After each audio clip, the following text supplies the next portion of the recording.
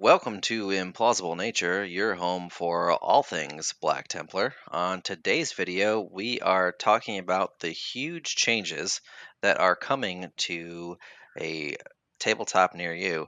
That's right, the new Nephilim command point changes that GW previewed about a week or so ago. It will be out soon. By the time you're watching this video, it will already be up for pre-order and coming out very soon thereafter. So this really shakes up the game a lot. Yep. If you haven't seen, we'll go over it very quickly. Typically in a 2,000 point game, you start with 12 command points. Now that is not the case. You will start with half as much command points. So instead of 12, you're only getting 6. However, instead of getting one command point on each of your command phases, you're going to get one on each player's command phase. So even on your opponent's turn, you'll get one. This works out to one less total over the course of the game if you add them up, um, which is fine in my opinion. I think it definitely takes the sting out of some armies that used a ton of stratagems to alpha strike and cripple their opponent's army on turn one and potentially turn two.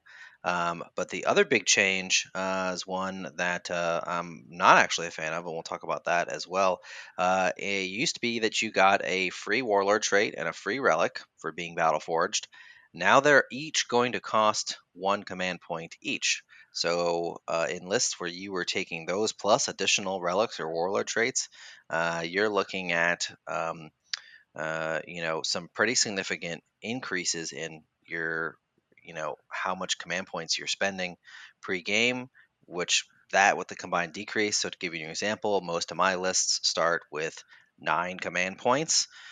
Those lists, if I took exactly the same things now, will start with 1 command point. Obviously, I'm going to have to retweak them because starting with 1 just seems like a terrible idea. We're going to talk about that. And kind of go over how this is going to shift our list building and shift the meta. Bob, what are your initial thoughts? I think as far as the Alpha Strike goes, this is going to help the game a lot. There's a lot of armies out there that load up on pregame and first turn stratagems, and they blow their whole, uh, for lack of a better word, they blow their wad right there.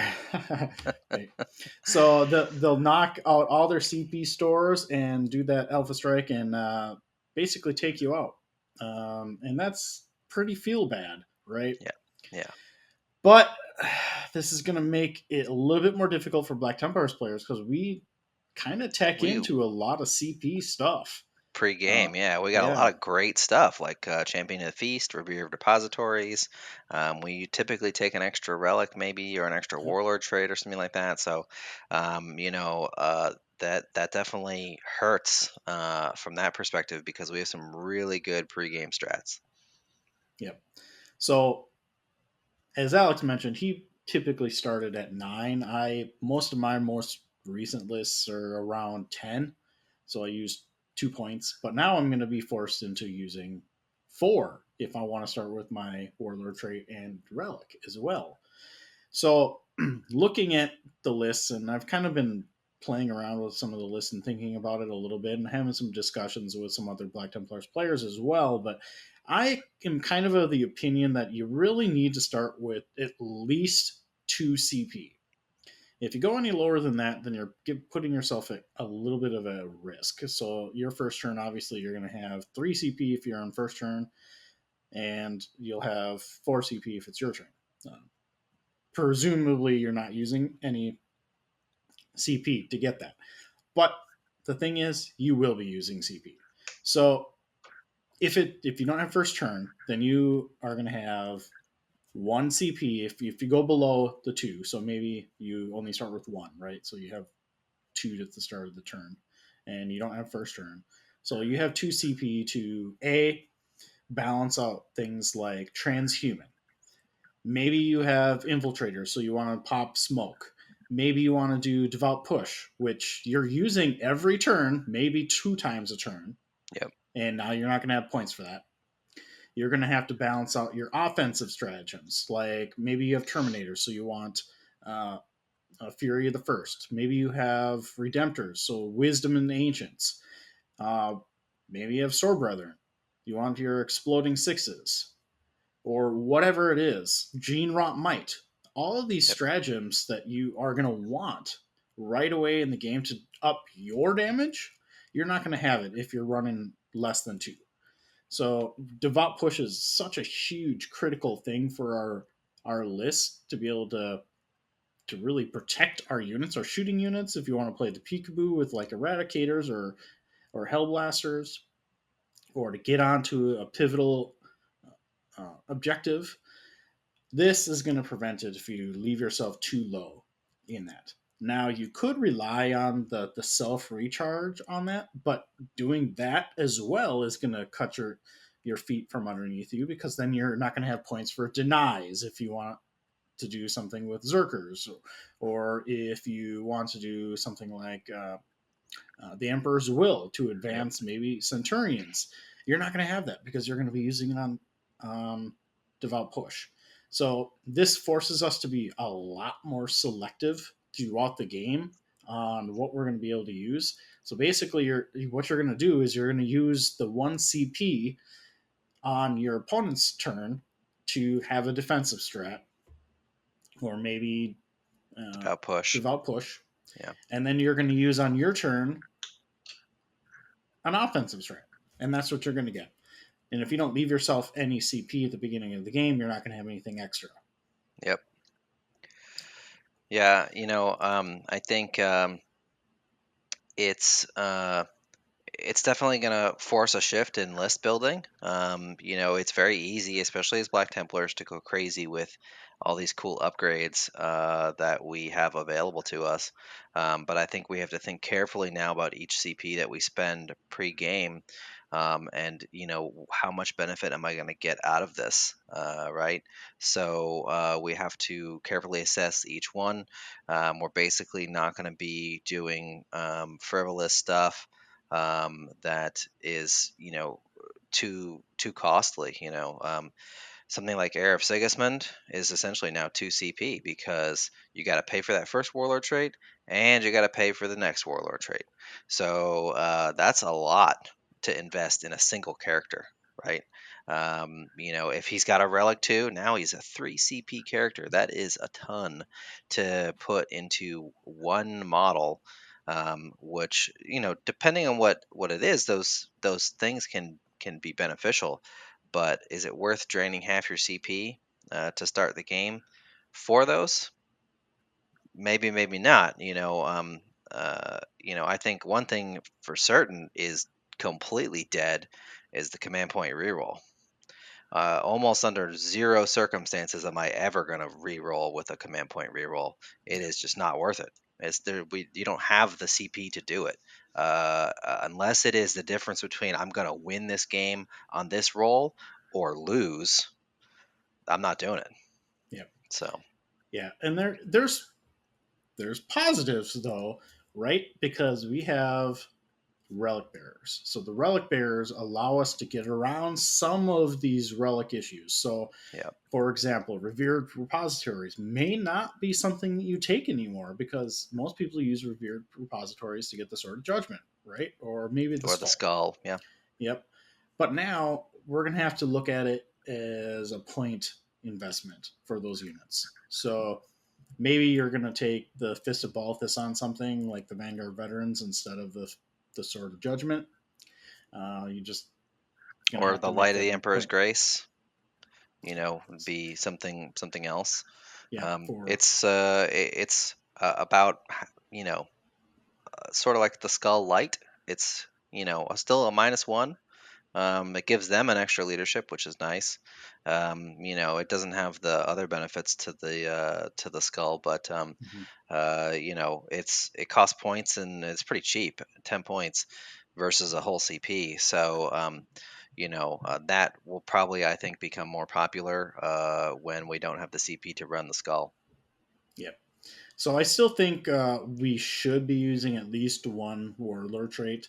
I don't necessarily think you may necessarily have to take one relic. I think in some lists you might get away without doing it because most of them are going to be either like the Aurelian Shroud or maybe the Ancient Breviary, Hmm. something to that effect. Tannhauser's Bones on the Yeah. Chaplain. But we probably can get around without that if you're really pushing your points. Now, one thing that is really popular with a lot of lists is the apothecary with the selfless healer, right? Yep. So you have a couple options on this. You could still go with the champion of the chapter, or hero of the chapter, to give him the extra CP, another warlord. But now you're spending 2 CP on warlord traits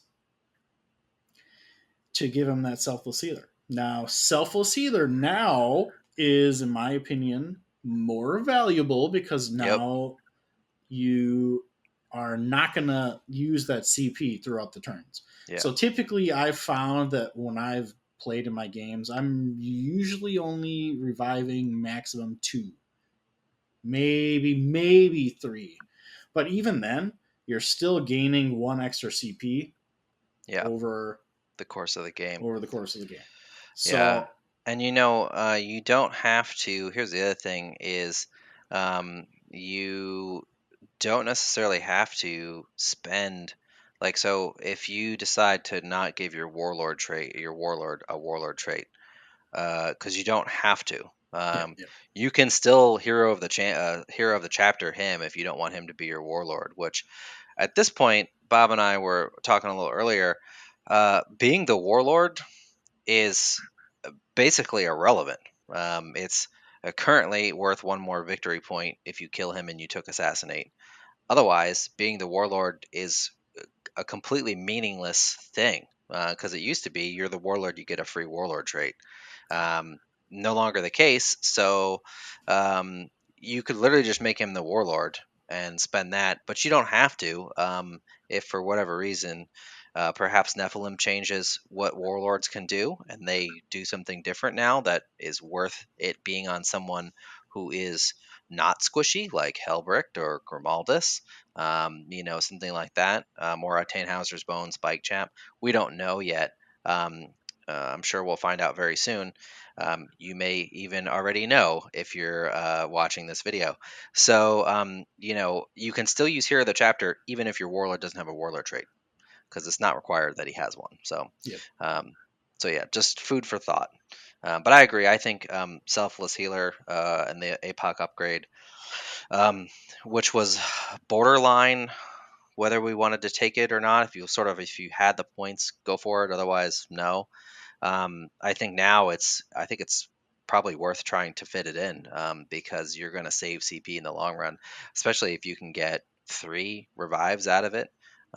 Is you're going to save significant amounts of CP over the course of the game.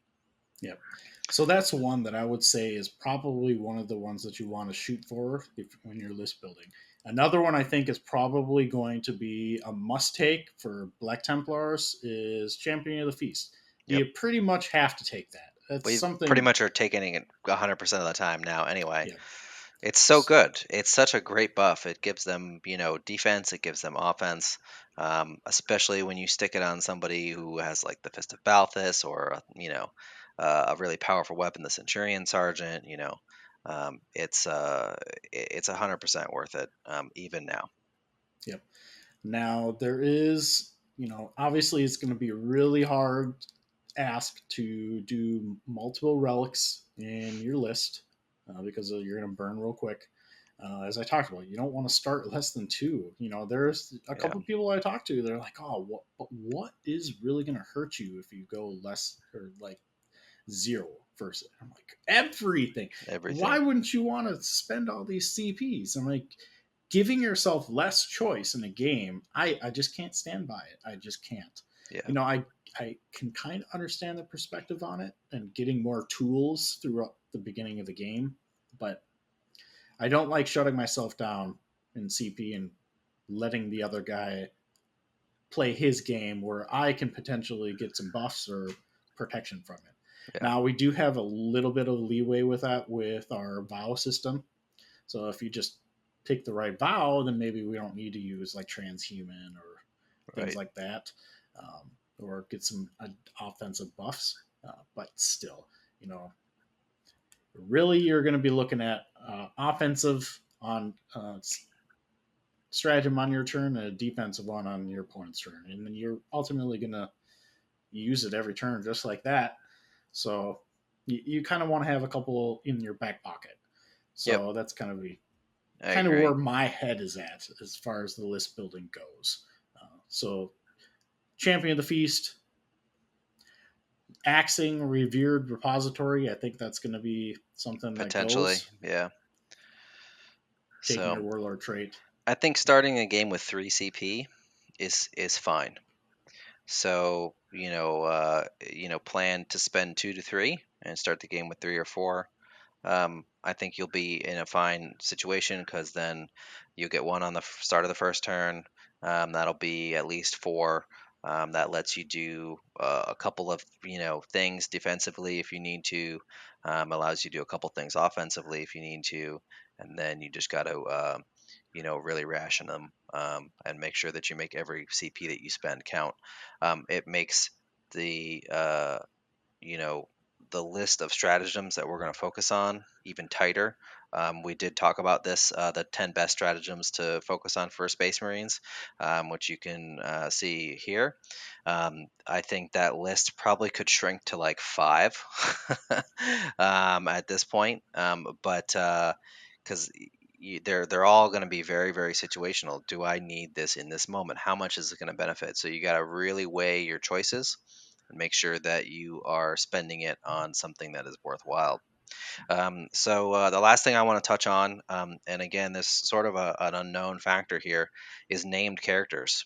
So named characters can't take relics, which is fine, because they're generally GW says they have relics that are built in already, right? Is their reasoning why they can't take relics, which makes sense. Um, and so typically when you were running, like, let's say you were in a list with just Grimaldus and Helbrecht, you kind of feel like you were wasting that relic. Well, not so much anymore. Now we don't know what GW is going to do, so they may do something to tax named characters. They may not. We don't know. We'll have to wait and see what happens with it, um, which again we'll know soon enough. So I think that's something to consider. It, at least for now, on the surface, raises their value because you don't have to pay for a relic to have a badass melee monster. You just take Helbert, right? Or you don't need to spend the CP to get Wise Orator on your generic chaplain. Just take Romaldus. He already gets a 2+. So that kind of thing. Yep. And on kind of build on that a little bit more is our auras are going to be ever more important with these changes to the CP. Yep. Whereas like things like Wisdom of the Ancients, what we were using a lot, there might be value in taking a lieutenant now on a list uh, Yeah. to They're get that, fairly so you don't cheap have too. So um, or stacking Grimaldus and Helbrecht together potentially. You know, different things are especially now. You if you weren't taking a chaplain before, now you really have to take one because you need access to those relic bearers yep. because we have to have something unique that the Black Templars can bring It, to the table. I mean, honestly, if you're not taking a chaplain at Black Templars now, Yeah, like, what are you even doing? yeah. But yeah, Now I it's mean, like yeah, absolutely you do. absolutely have to. You want access to those relic bearers. They're too good not to. So I think you're right. Another thing to consider too is some of our more expensive strats that are still very good. Like Bombastic Delivery is 2 CP. It's extremely good. It's still worth using, but you got to pick and choose when you're going to use it now, because it is so expensive comparative to how many CP you have. You need to make sure that you are using it at the moment when you need an auto litany to go off and a potential third litany to go off. So Um, so yeah, overall, some huge changes that are definitely going to shake up not only the way the game is played, but the way our lists are built. On top of that, so that's all we have for you guys today. As soon as that book releases, we are going to start working on uh, new. Uh, a new video talking about the secondaries and the missions, because there's a whole host of changes with those as well that GW has previewed and teased a bit. We'll get into that in that video.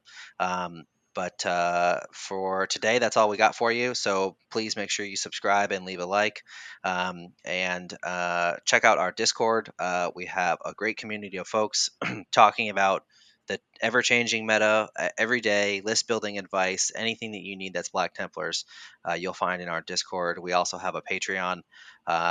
We greatly appreciate all of our Patreon support from those folks. So come check us out. We have some cool Patreon benefits as well. And until next time, keep on crusading.